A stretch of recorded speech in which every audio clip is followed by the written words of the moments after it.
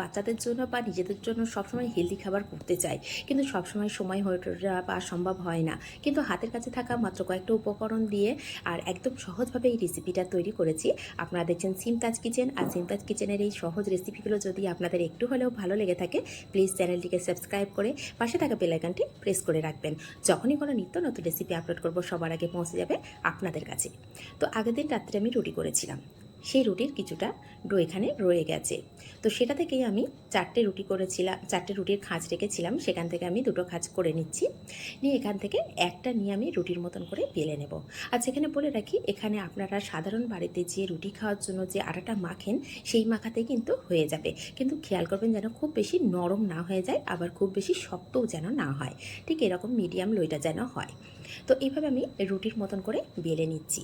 তো একেবারে পাতলা যে একদম এপার থেকে ওপার দেখা যায় যে পাতলা রুটিগুলো হয়, সেটা করবেন না, কাগজের মতো পাতলা যেন না হয়, আবার খুব মোটাও যেন না হয়, সেটা খেয়াল রাখতে হবে। তো রুটিটা কতটা পাতলা বা কতটা মোটা করব সেটা তো অবশ্যই দেখিয়ে দেব। তো এখন হাতে নিয়ে দেখিয়ে দিচ্ছি যে কতটা মোটা বা কতটা পাতলা করেছি। এভাবে সাইড দিয়ে আমি কেটে নিচ্ছি, এতে করে চৌকো শেপটা খুব সুন্দর আসবে, সেজন্য সাইড দিয়ে কেটে বাদ দিয়ে দিলাম। দিয়ে এখন এখান থেকে আমি এইভাবে চৌকো শেপে কেটে নেব। আর কাটাটা একটু দেখেই বুঝতে পারছেন খুব সহজভাবে কিন্তু কাটা হয়ে যাচ্ছে। তো এই সাইডেরটা একটু বড় মতন হয়ে গেছিলো, সেই জন্য সাইড দিয়ে আবার ছোটো করে বাদ দিয়েছি। আর কিভাবে আমি রেডি করছি সেটা একমাত্র ভালো করে দেখেই বুঝে নিতে হবে, এটা বলার মতো ভাষা নেই। দেখুন, দুটো সাইড নিয়ে আমি এইভাবে একটু চেপে দিচ্ছি হাত দিয়ে, আর কোনগুলো না একটু হাত দিয়ে চেপে চেপে দেবেন, না হলে অনেক সময় খুলে যেতে পারে। তো ঠিক এইভাবে খুব সহজভাবে দেখুন রেডি হয়ে যাচ্ছে। আর আটার মধ্যে কোনো বাড়তি কিছু দেওয়া নেই, যে আটাটা মাখি আমরা রুটির জন্য ঠিক সেটাই সাধারণ ঘরে থাকা আটা দিয়েই বানিয়েছি। আপনারা চাইলে এটা ময়দা দিয়েও বানাতে পারেন। তো সমস্তটাই কিন্তু আমি বানিয়ে রেডি করে নিয়েছি। এখানে যেহেতু আমার অল্প আটা মাখা ছিল, সেজন্য অল্প পরিমাণেই হয়েছে। এদিকে গ্যাসের ওপর একটা কড়া বসিয়ে দিয়েছি, কড়ার মধ্যে পরিমাণ মতন জল দিয়েছি। জলটাকে ফুটিয়ে নেব। তো তার আগে এখানে আমি 1 চামচ তেল দিয়ে দিলাম, আর সামান্য একটু লবণ দিয়ে দিয়েছি, কারণ আমি যখন আটাটা মেখেছিলাম তার মধ্যে কিন্তু লবণ দিয়ে আটাটা মেখেছি, সেজন্য লবণ কিন্তু দেওয়া আছে।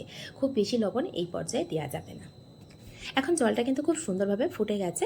এখন যে আমি পাস্তাগুলো রেডি করে রেখেছি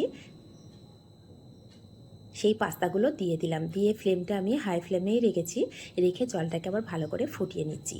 আর দেখুন, যখন খুব ভালোভাবে ফুটে গেছে ঠিক সেই পর্যায়ে কিন্তু ওপরের দিকে ভেসে উঠছে। আর যখনই ভেসে উঠবে না, তখনই বুঝে নিতে হবে যে এটা একদম কমপ্লিট হয়ে গেছে, সেই পর্যায়ে এটাকে তুলে নিতে হবে। খুব বেশি কুক করার কোনো প্রয়োজন নেই। তো দেখুন কতটা সুন্দর হয়েছে। তো এই পর্যায়ে আমি তুলে নেব।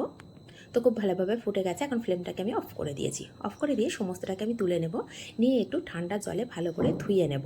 এতে করে কুকিং প্রসেসটা একদমই বন্ধ হয়ে যাবে, আর যে আঠালো ভাবটা থাকে সেটাও কিন্তু একদম চলে যাবে। তো এটাকে সাইড করে রেখে থেকে গ্যাসের উপরে আবারও কড়াটা ভালো করে ধুয়ে বসিয়ে দিয়েছি, দিয়ে 1 টেবিল চামচ আমি তেল দিয়ে দিয়েছি। এখন এখানে দিয়ে দেব আমি 1 চামচ রসুন কুচি, আর ফ্লেমটা কিন্তু আমি হাই রেখেছি। রসুনটাকে কিছুক্ষণ নাড়াচাড়া করার পরে, কোনো কালার চেঞ্জ করার কোনো প্রয়োজন নেই, হালকা করে নাড়াচাড়া করে এখন আমি দিয়ে দেব পেঁয়াজ। এই পেঁয়াজ আর রসুন কিন্তু একসঙ্গেই ভালোভাবে আবারও কালার এসে যাবে হালকা করে নাড়াচাড়া করলে। তো এইভাবে পেঁয়াজ আর রসুনটা যখন হালকা একটু ভাজা ভাজা হয়ে গেছে, কাঁচা গন্ধটা যখন চলে যাবে, ঠিক সেই পর্যায়ে এখানে গাজর কুচিয়ে রেখেছিলাম। আর গাজরটা কতটা মিহি করে কুচিয়েছি সেটা একটু দেখে বুঝে নিতে হবে। তো এইভাবে গাজরটাকে দিয়েও আমি এইভাবে ভালো করে ভাজা ভাজা করে নিয়েছি। যখন বেশ ভালো করে ভাজা ভাজা হয়ে গেছে, সেই পর্যায়ে আমি এখানে টমেটো দিয়েছি। এখানে কিন্তু আপনারা আপনাদের পছন্দ মতন সবজি ব্যবহার করতে পারেন। তো যখন ভাজা হয়ে গেছে, এখানে দিয়ে দিলাম 1 চামচ চিলি সস, দিয়ে দিলাম 1 চামচ সয়া সস, 1 চামচ টমেটো কেচাপ, দিয়ে সমস্তটাকে আবার খুব ভালোভাবে মিশিয়ে নিচ্ছি। নিয়ে এখন যে পাস্তাগুলো রেডি করে রেখেছিলাম সেই পাস্তাটাকে দিয়ে দিলাম, দিয়ে একসঙ্গে মিশিয়ে নিচ্ছি। আর দিয়ে দিলাম 1/2 চামচ ম্যাগি মশলা। এটা দেওয়ার জন্য না আরও সুন্দর হয়ে যাবে রেসিপিটা। সেজন্য একবার হলেও বাড়িতে কিন্তু এভাবে বানিয়ে দেখতে পারেন। আর যদি এভাবে বানান, কমেন্ট করতে কিন্তু একদমই ভুলবেন না। আর এর টেস্টটাকে ব্যালেন্স করার জন্য, যেহেতু টমেটো দিয়েছি, এই টেস্টটাকে ব্যালেন্স করার জন্য সামান্য একটু চিনি দিয়েছি। এটা না দিয়ে দেখবেন আর দিয়ে দেখবেন, আমার মনে হয় সামান্য একটু চিনি দিলে টেস্টটা ভীষণ ভালো আসে। তো আমি এখন একটু টেস্ট করে দেখেছি, আমার কাছে হালকা লবণ কম লেগেছে, সেজন্য সামান্য একটু লবণ দিয়ে দিলাম। এখন সম্পূর্ণ আমার কাছে কমপ্লিট হয়ে গেছে। এখন গ্যাসের ফ্লেমটা অফ করে দেবো। আর দেখতে কতটা লোভনীয় হয়েছে, একটা স্বাস্থ্যকর রেসিপি। বাচ্চাদের টিফিনে বা নিজেদের লাঞ্চেও কিন্তু এটা নিয়ে যেতে পারেন, বা নিজেদের নাস্তায় এই রেসিপিটা রাখতে পারেন। খুব সহজভাবে এই রেসিপিটা কিন্তু বানিয়ে নেওয়া যায়।